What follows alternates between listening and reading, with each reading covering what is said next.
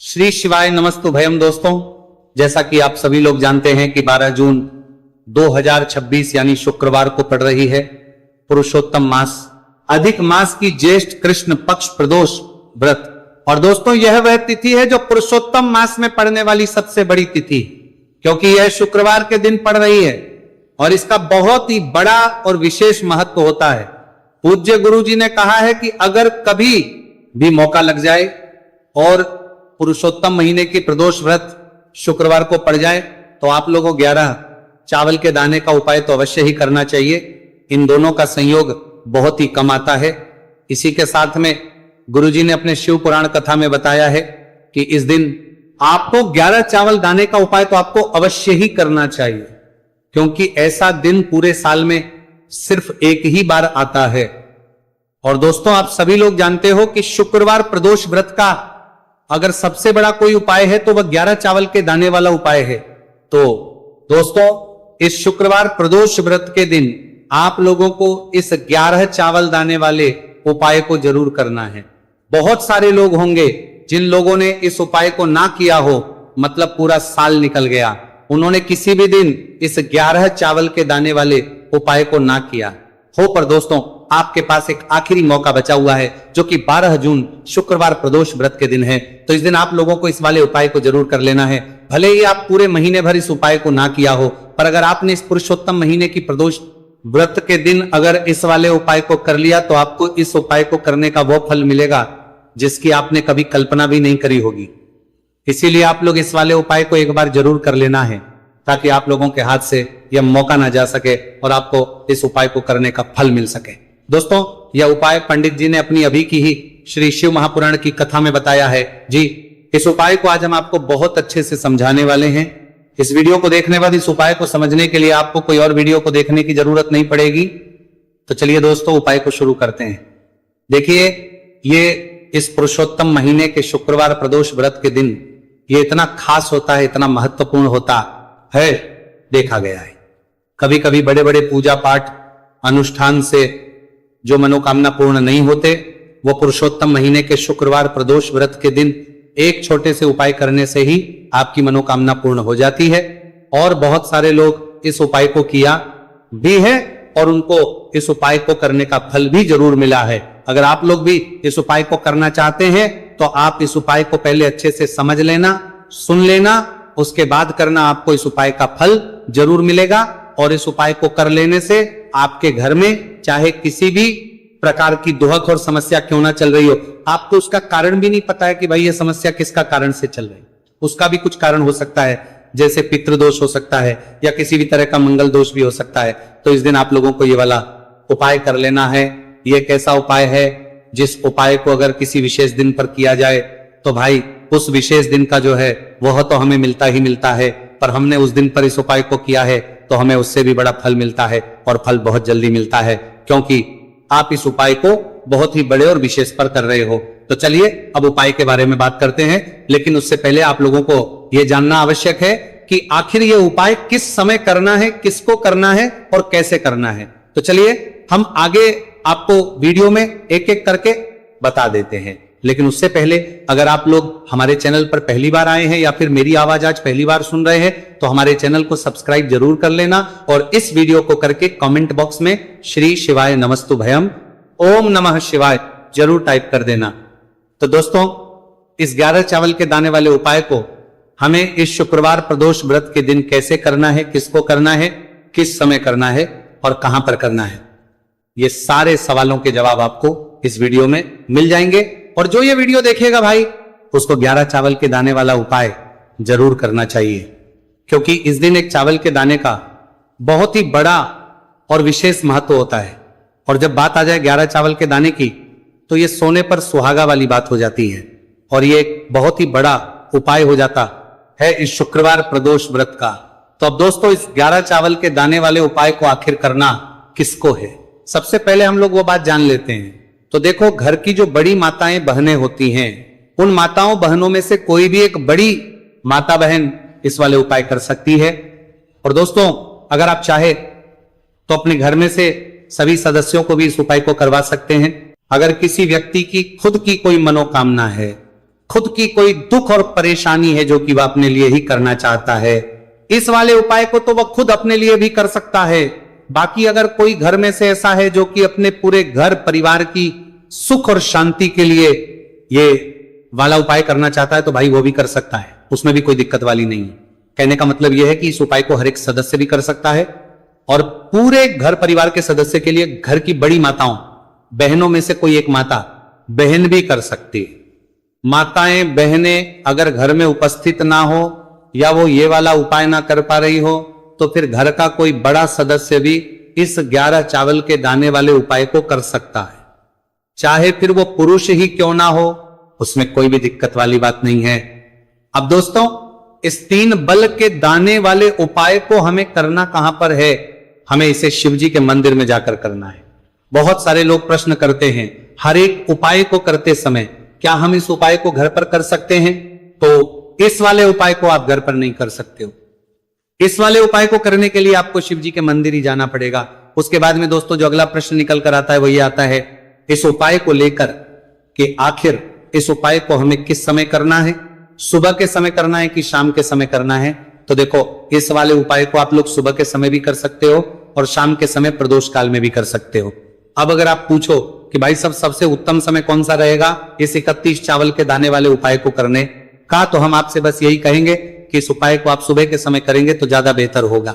बाकी अगर प्रदोष काल शाम के समय भी करेंगे तो भी अच्छा होगा, उसमें कोई भी दिक्कत वाली बात नहीं है। तो अब दोस्तों अगली सबसे बड़ी और महत्वपूर्ण बात आती है, वो ये आती है कि सुबह अगर हम उपाय को करेंगे तो हमें कितने बजे से लेकर कितने बजे तक के बीच में करना है, और शाम के समय प्रदोष काल में करेंगे तो हमें कितने बजे से लेकर कितने बजे के बीच में करना है। तो देखो, सुबह जितनी जल्दी हो सके आप उपाय को करने की कोशिश करना। बाकी अगर किसी कारणवश लेट भी हो जाओ थी, देर भी हो जाए तो 10 या 11 बजे तक भी आप उपाय कर लेना, पर 12 बजे से ज्यादा देरी ना हो। ठीक है, इस बात का ध्यान रखना।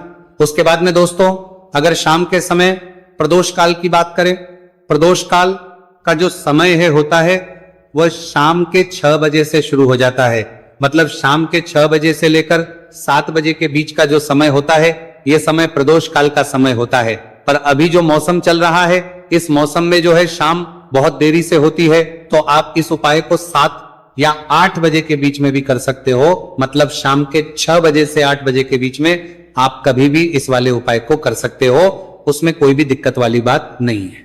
अब दोस्तों यहां पर इस उपाय को लेकर एक और सबसे बड़ी बात यह निकल कर आती है कि इस 11 चावल के दानों को हमें लेना कहां से होता है, और हमें इस उपाय को करने के साथ में क्या और कुछ भी सामग्री ऐसी होती है जो शिव जी के मंदिर लेकर जानी पड़ रहती है।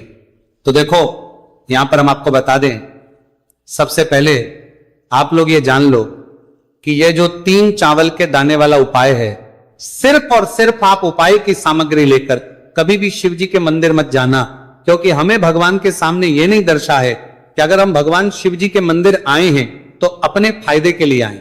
तो इसलिए जो भी पूजन सामग्री है, उपाय सामग्री है 11 चावल के दाने, इसके साथ में आपको पूजन सामग्री भी जरूर लेकर जाना है। देखो, अगर सुबह के समय उपाय कर रहे हो तो सीधी सी बात है, 1 लोटा जल तो आप लेकर जाओगे ही जाओगे। वही 1 लोटा जल अगर मिट्टी का जल हो तो बहुत अच्छा रहेगा। मिट्टी का जल कैसे बना आता है, इसके लिए हमने पहले से बहुत सारी वीडियोस बना दी है आपके पास। इस दिन एक आखिरी मौका रहेगा, मिट्टी का जल शिव जी पर चढ़ने का और उपाय को करने का बहुत बड़ा आपको इस दिन फल मिलेगा। तो इसीलिए इस दिन हो सके तो भाई मिट्टी का जल चढ़ाना, तो अपने साथ में कम से कम 1 लोटा जल तो आपको लेकर जाना ही जाना है। अगर मिट्टी का जल नहीं है तो घर का जल भी आप इस्तेमाल कर सकते हो। इसके अलावा जो भी पूजन सामग्री है, देखो 11 के दाने ये अलग आपके रहेंगे और जो आपकी पूजन सामग्री रहेगी वो अलग रहेगी। पूजन सामग्री में आप जो भी चीज लेकर जाना चाहे वो लेकर जा सकते हैं। एक बेलपत्र भी लेकर जा सकते हैं, उसमें कोई भी दिक्कत वाली बात नहीं है। वहीं अगर हम बात करें शाम के समय की, तो शाम के समय शिव जी पर जल नहीं चढ़ता है, इसीलिए शाम के समय आप लोग एक दीपक तैयार कर लें जो कि गोल तीखा आटे का शुद्ध देसी गाय का घी का होगा, है ना। इस बात का आप लोगों को ध्यान करना है। और इस दीपक को आपको घर से जलाकर नहीं लेकर जाना है, भगवान शिव जी के मंदिर में जाकर ही जलाना। इस बात का भी आप लोगों को ध्यान रखना है। अब दोस्तों यहां पर हमें इस बात को समझना है कि ये 11 चावल के दाने हमें लेना कहां से है। क्या हमें दुकान से लेकर आना है या हमें अपने घर से लेना है या कहां से लेकर आना है और कौन से चावल लेना है, क्योंकि चावल भी बहुत प्रकार के होते हैं। तो देखो, इन सभी सवालों के जवाब आप लोग एक बात में सुन लो कि भाई जो उपाय है, इस उपाय में आपको यह नहीं देखना है कि भाई कौन से चावल है कौन से चावल नहीं है। बस जो भी चावल ले रहे हो वो चावल का दाना सबूत होना चाहिए, मतलब साबुत होना चाहिए, टूटा हुआ नहीं होना चाहिए, कटा पीटा नहीं होना चाहिए। यह बात आपको ध्यान रखना है। बाकी आपका चावल बासमती हो या सादा चावल हो या कोई सा भी चावल हो, उसमें कोई भी दिक्कत वाली बात नहीं है। तो सीधी सी बात है कि आपके घर के रसोई घर में जहां पर आप बनाते हो, वहां पर जो भी चावल आपके उपस्थित हो, उन चावलों में से अपनी एक कटोरी भर लेना या एक मुट्ठी चावल अलग से निकाल कर रख लेना, क्योंकि हम 11 चावल ही यहां पर इस उपाय में लेने वाले हैं। तो हमें ये चावल के दाने गिनकर निकालने पड़ेंगे, इस बात का आप लोगों को ध्यान रखना है।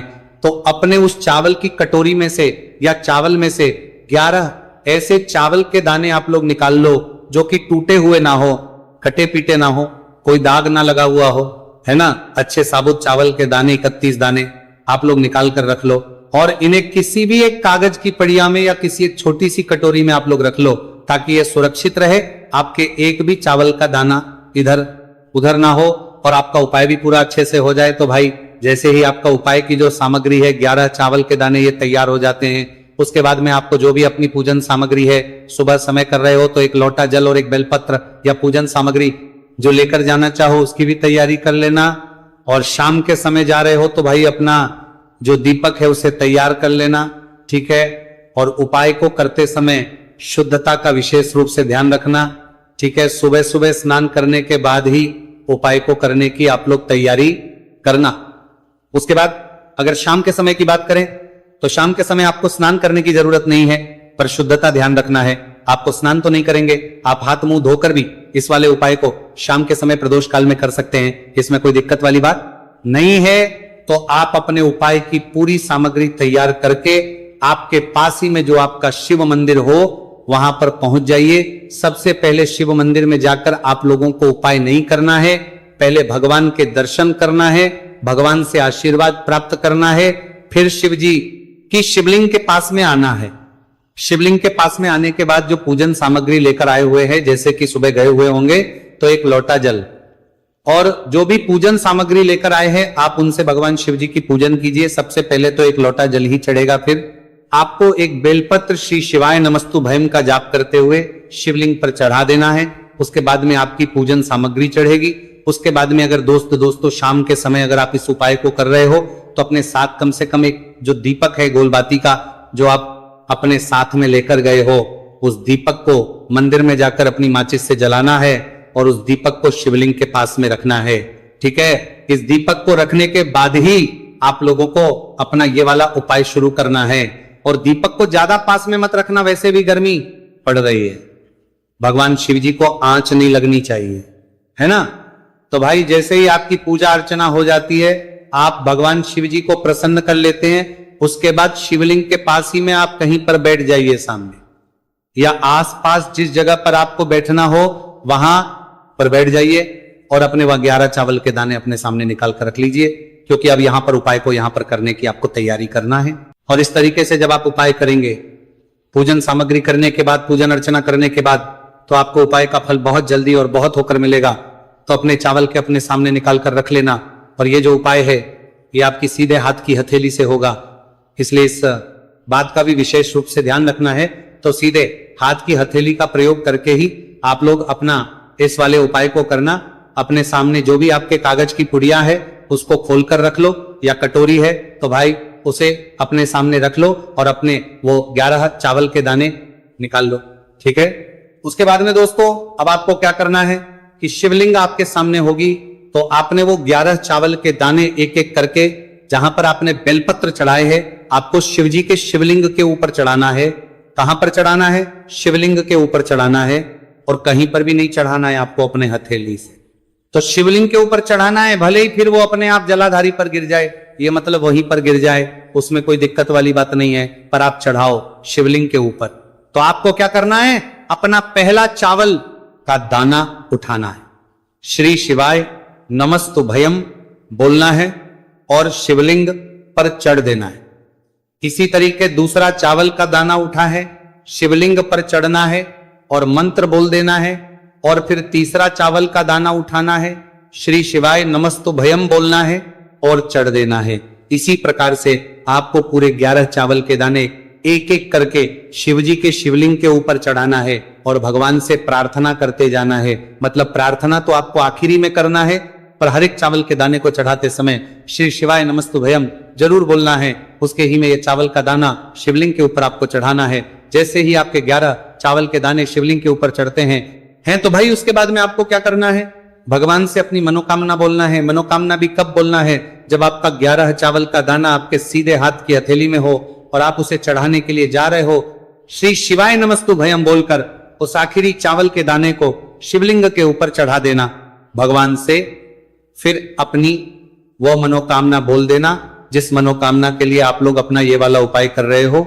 जिस भी दुहक और परेशानी के लिए आप लोग अपना ये वाला उपाय कर रहे हो, उसके बाद में जैसे ही आप अपनी मनोकामना बोल देते हो, आपका ये वाला उपाय पूरा हो जाता है।